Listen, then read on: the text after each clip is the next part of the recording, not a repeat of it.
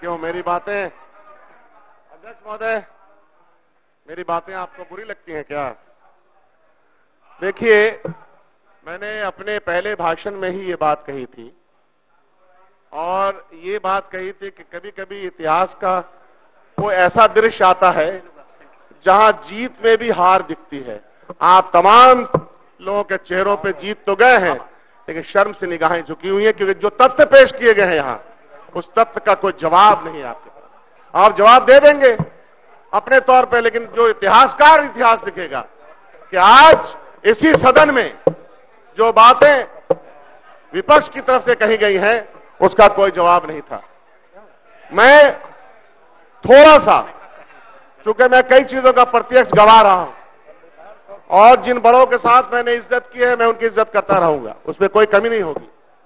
लेकिन देश, राष्ट्र, गवर्नेंस तो सिद्धांत से चलता है और अगर उसमें सिद्धांत नहीं है, उसमें अपनी बातों पे मजबूती से खड़े रहने का सिद्धांत नहीं है, तो आपकी इज्जत तारीख में नहीं होती। भारतीय जनता पार्टी के मेरे मित्रों, आप जानते हैं मैं उस इतिहास में जाना नहीं चाहता कि आपका इतिहास क्या है, और उस पर यहां कई बार चर्चा हो गई।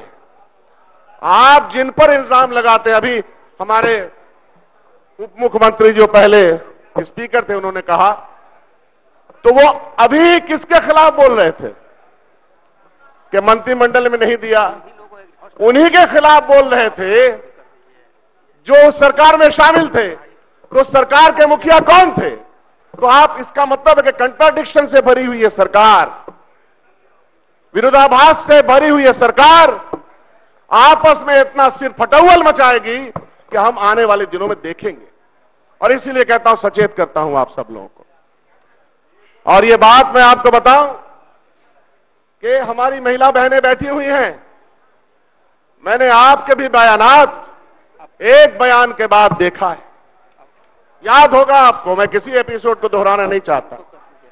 हम लोग तो डिफेंड कर रहे थे, लेकिन आपको याद होगा, इसलिए इस सदन में कही गई बातें, कुछ बातें मुझे लगता है भारतीय जनता पार्टी के इतिहास के बारे में तो माननीय मुख्यमंत्री जी ने कई बार कह दिया कि देश बदल देगा, राज बदल देगा। कई बार उन्होंने कह दिया है, कई बार अपनी मुखालफत जाहिर कर दी है।